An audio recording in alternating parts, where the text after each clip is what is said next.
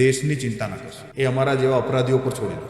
કોઈ વ્યક્તિને પોલિટિકલ રીતે અવેર રહેવું કેટલું જરૂરી છે? આપણે બધે જ પોલિટિકલી જોડે. તમારા ઘરમાં પાણી આવે છે તો એની વ્યવસ્થા પણ પોલિટિક્સ થકી જ થઈ રહી છે. તમારું બાળક સ્કૂલે ભણવા જાય છે તો એનું મેનેજમેન્ટ પણ પોલિટિક્સ જ કરે છે.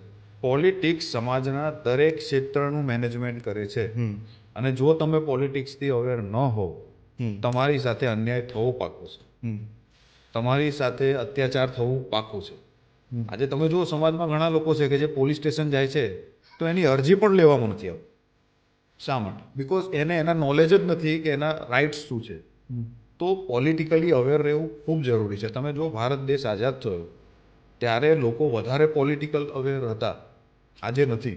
પહેલાં ગામના ચોરા ઉપર લોકો બેસતા, જે વ્યક્તિને ન્યૂઝપેપર વાંચતા આવડતું તે વાંચતો અને બીજા સાંભળતા, એના ઉપર ચર્ચા થતી કે શું પ્રધાનમંત્રીએ લીધેલું ડિસિઝન સાચું છે કે ખોટું છે. આજે એવી કોઈ ચર્ચા નથી. આજે આપણને ડાયરેક્ટ અલગ દિશામાં કરી દેવામાં આવે છે. મનોરંજનમાં, એક્સ્ટ્રા એક્ટિવિટીઝમાં, ડાન્સમાં, એન્ટરટેન કરો, ગરબા ગાઓ, મજા કરો, બસ મજા જ કરો. બટ દેશની ચિંતા ના કરશો. એ અમારા જેવા અપરાધીઓ પર છોડી દો.